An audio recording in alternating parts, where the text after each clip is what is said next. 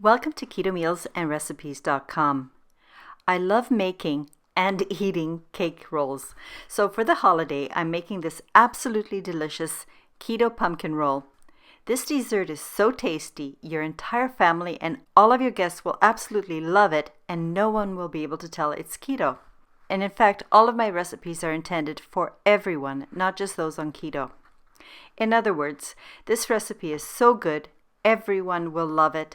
And you don't have to make special desserts because you're on keto and everybody else is not. Another really great thing about this recipe is that it can be made well ahead of time and frozen. And since it's autumn and pumpkin season, if you like pumpkin recipes, here are a few recipes using pumpkin I have already made and posted.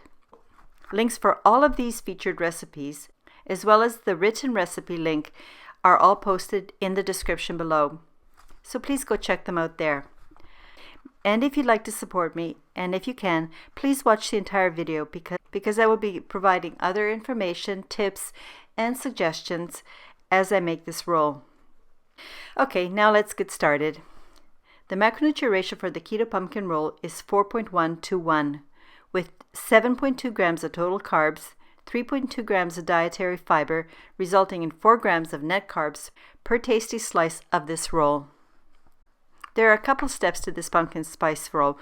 I will carefully walk you through each of the steps in making this pumpkin roll. They're not hard, just follow along.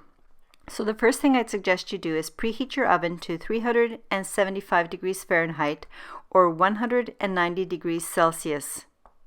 And also pre-line your baking sheet, but more on that later. The next step I would suggest you do is to begin by separating your room temperature eggs. A technique I find very useful to ensure I don't get any of the yolks into my whites, which occasionally happens if I crack the egg wrong, is to separate the eggs individually into a separate small dish. Then you can put the yolk directly into the mixing bowl. Then check the egg whites to make sure there are no little bits of eggshell before transferring the whites into your second mixing bowl. By doing one egg at a time in this way, you will not contaminate your whites accidentally.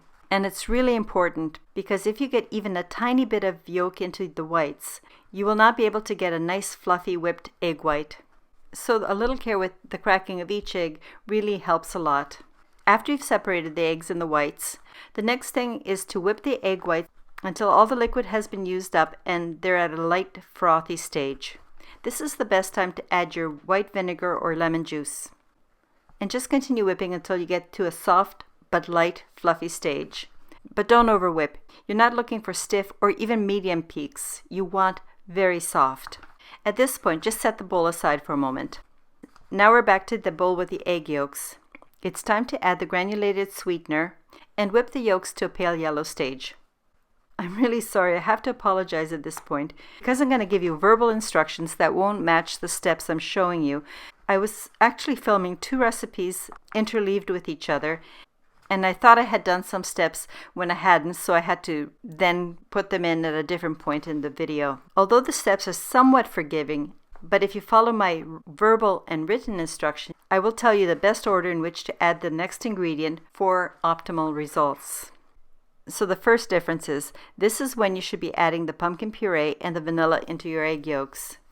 Then whisk just long enough to combine everything.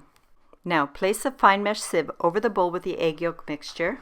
And we're going to add the dry ingredients, starting with the almond flour, coconut flour, baking soda, baking powder, salt, cinnamon powder, ginger powder, nutmeg powder, and I'm also adding glucose in.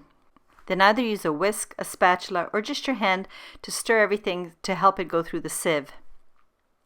This will help to break up any clumps and to also aerate the dry ingredients. After looking at my written recipe, I realized I hadn't added the pumpkin puree or my oil, so this is where I finally remembered to put it in. I really have to use my written instructions a little bit better. Add 1 or 2 cups of white into the bowl with the batter and stir very vigorously so it's well mixed. You'll notice that this makes the batter looser, so it's a lot easier to fold in the rest of the egg whites without deflating them. Now add the rest of the egg whites and this time very gently fold in to combine the whites with the batter. Although you want the ingredients to blend well, fold long enough to combine, but don't overfold or mix because that will deflate the batter and make the cake very dense and very hard. Not what you want. I placed a sheet of parchment onto my 12-inch by 19-inch or 30 by 48 centimeter baking sheet. For this particular roll cake, I would suggest that you crease the edges of the parchment. This will help the parchment fit better into the pan and will make for a nicer edge along the cake. Do this on both sides and lengths of the parchment. Now that I've done that, it's time to pour the batter onto a parchment-lined baking sheet. Use an offset spatula to evenly spread the batter over the entire surface of the parchment. It works best if you also work from the center towards the sides and lengths of the pan. By slowly spreading towards the outer edges, you will create a more even thickness. As you can see, I did spread the batter all the way to the sides of the pan. That's because I want the cake to be the correct width. This part is important because you will need the width to get the right number of slices. But don't worry if you don't cover the entire length of the pan. The important thing is to make sure that your edges are the same thickness as your center. And I did this because while I was spreading, I paid special attention to ensure the edges of the batter, as well as at the two ends, were the same thickness as the center. I'm emphasizing this because it's really important. I want the cake to bake evenly and not burn on the ends because the batter is thinner. And lastly, as much as possible, make the surface of the batter as smooth as you can. This will help when you're rolling the cake as well as the final aesthetic. Now that I'm happy with the way that the batter has been spread, it's time to place the tray into the middle position of my preheated oven and bake for 10 minutes. The cake should be done, but just in case, test the center before removing from the oven. If the cake seems a little bit raw, give it 1 or 2 more minutes, no more. At which point, take it out of the oven, and although you may actually get 1 or 2 cracks, overbaking will definitely crack, and usually all the way through the cake, and you won't be happy with the results. I found that the best way to roll my cake is to place a clean tea towel onto my cooling rack. Lightly dust the tea towel with 1 teaspoon of powdered sweetener. This will prevent the cake from sticking. To make it easier to flip, I place my baking sheet along the edge of the tea towel and the cooling rack. Then I slightly angle my baking sheet and then hold the tea towel in place as you also hold the cooling rack. Flip your tea towel and cooling rack towards the baking sheet. Now flip, invert, and remove the baking sheet.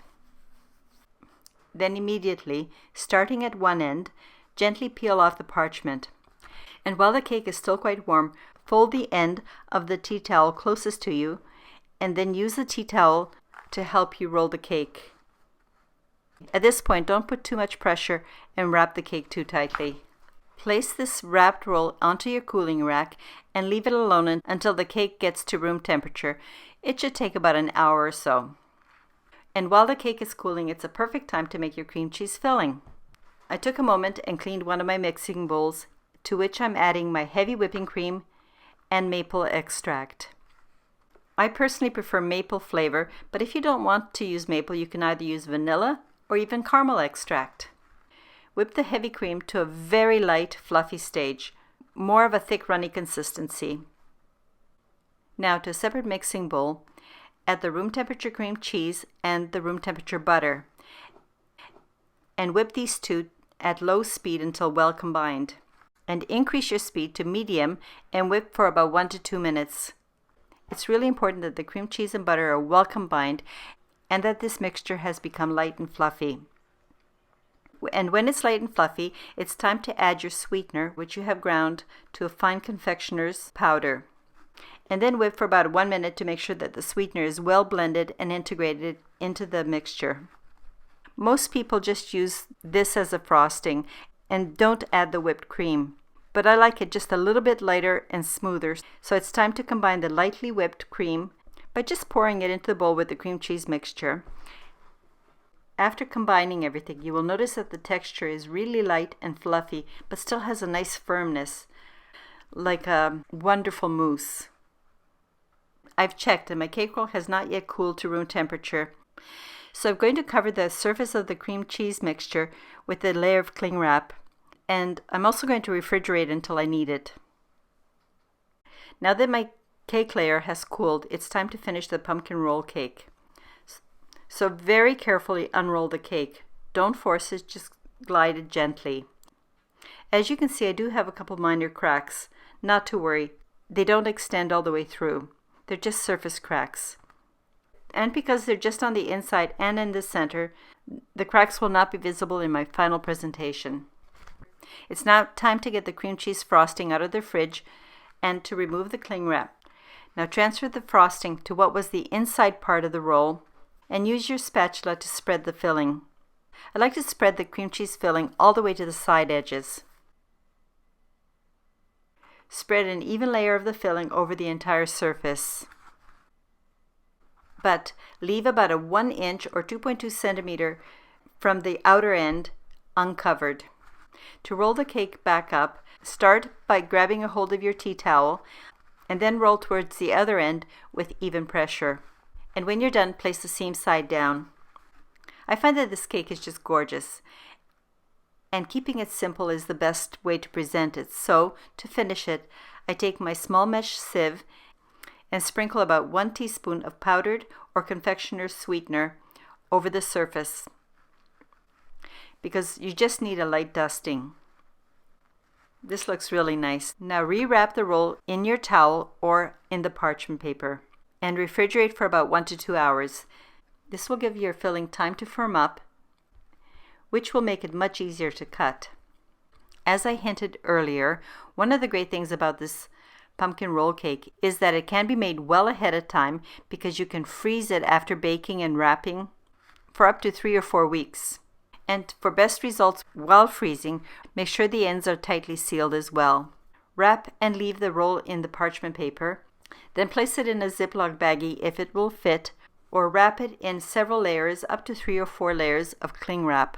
To thaw, just remove the cake from the plastic wrap or cling wrap, transfer it to your fridge overnight, and then take it out of the fridge and leave it on your counter for maybe 10 minutes. And after your roll has thawed in the fridge, remove the parchment and cut as many slices as you would like. For the best way to present this, before serving, I like to trim off the ends with a sharp serrated knife. I consider these ends a baker bonus. So please excuse me while I have a preview taste. The cake portion of the roll is so nice and moist, and the filling is really creamy and light. And in my opinion, the flavor of the pumpkin cake and the maple cream filling are just a perfect combination. They complement each other so beautifully. When you're ready to serve, cut the slices to about 2 centimeters or 3/4 inch pieces. You'll find that each piece is very filling, and you really don't need thicker slices, even for non-keto people. Also, may I suggest that you only cut the number of pieces you're intending to serve immediately. Then rewrap the rest of the pumpkin roll and refrigerate until the next time you want to serve it. By keeping the roll wrapped in the parchment paper and refrigerated, your pumpkin roll will stay moist and fresh for several days. And it's as simple as that. This pumpkin roll cake makes a wonderful alternative to pumpkin pies or as an addition to pumpkin pies. So I hope you'll enjoy it when you make it, either for Thanksgiving, Christmas, or at any time just because you like the taste of it. I hope you have found this demonstration useful and informative. If you have, please subscribe, give it a thumbs up, turn on your notification bell, and please share the link with someone that you think might also like this recipe. But most importantly, I hope that you'll come back when I post my next video. And until next time, all the best to you and your family. Cheers!